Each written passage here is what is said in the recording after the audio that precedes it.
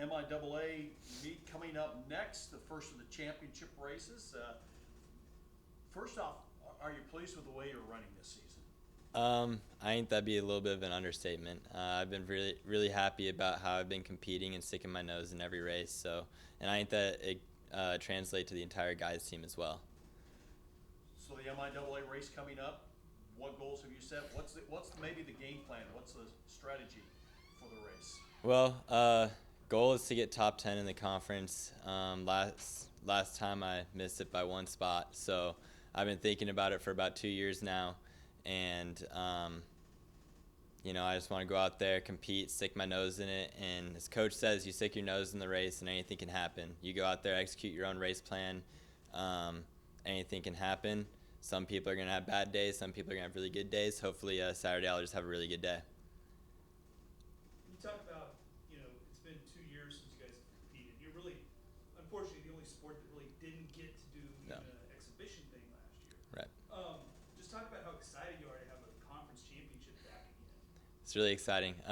Getting to go up to Kearney. It's going to be a tough race, tough course.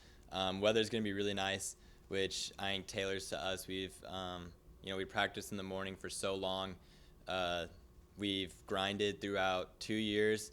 Everyone's put in the work. The summer has been a big factor in how we've performed as a team, and I think that moving up to the championship level, going out there competing, knowing who we're supposed to race against, knowing the competition gives us a good shot at getting top 5 in the conference, which is obviously the goal this year. And that's one of the things I'm going to talk to.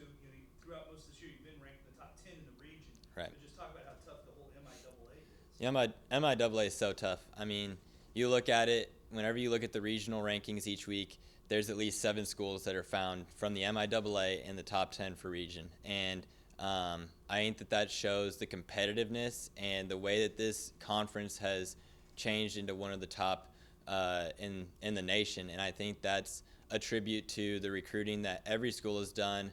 And just, again, the level of competition.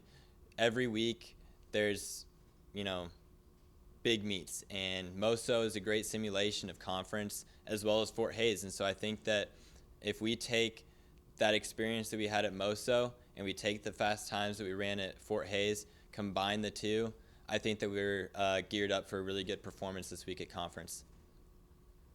Good.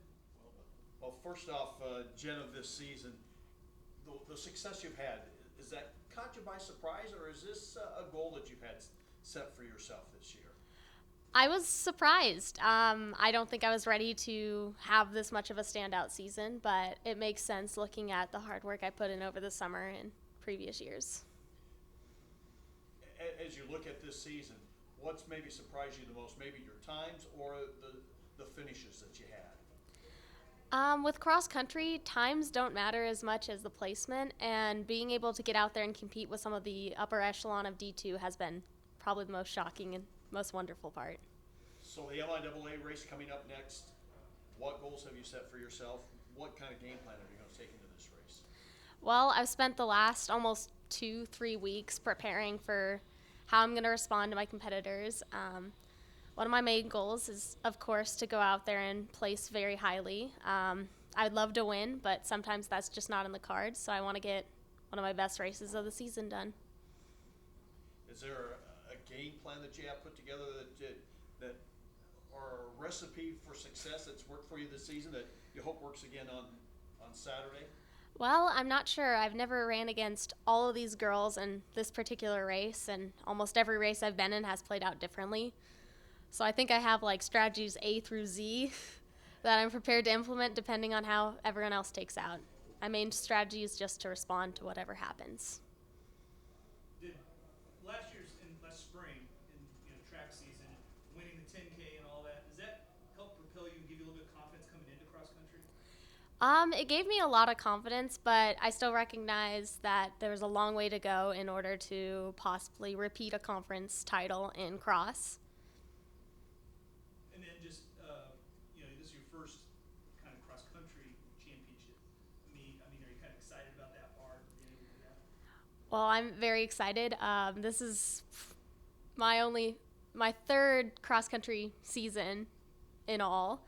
So all of this has been still very new, and championship racing is a whole different ballgame. So I'm ready for the challenges that's going to pose. There you go. Let's kind of go over the season. Has this season, how would you assess this season, and where do you feel like both of your teams are at right now? Well, I feel like we've accomplished a lot, and part of that may be that we actually have a season this year. We started off with a great training camp, some great team building, some mental skills, and had a season of competition where we competed 4 straight weeks. We're going to consider that as very specific training. Last week we had our 2 best workouts of the season. So we really feel like we prepared well, and we're ready to race well on Saturday. And as far as competing in the races, you've had some really impressive results from both men's and women's teams this year. Well, individually, we've been outstanding with Jenna Ramsey on the women's side and Matthew Maki on the men's side. And our men are very young, and we have some good depth. And so we've kind of been able to work through some injuries with people stepping up. And overall, I think we responded well and vastly improved as the season has progressed. How exciting is it just to have a, like you say, you mentioned a little bit, but actually have a conference championship after 2 years without one? Yeah, well, you think back, well, the last time we competed in conference, it's hard to remember that far back, really. But the excitement of conference is always such a neat experience. And so we're really excited that we're able to start with the conference and then leapfrog into the regionals. And both of those things we've missed, and we're excited about those. And then how exciting is to have 2 people at the top on each team that are in the running for, top 5, potentially conference championships? Yeah, I think it's been a while since we've had both men and women be able to say that. And so that's exciting. It just gives us a little more spark, a little more liveliness in the step of the team to rally around those individuals, and those individuals also help pull our team up.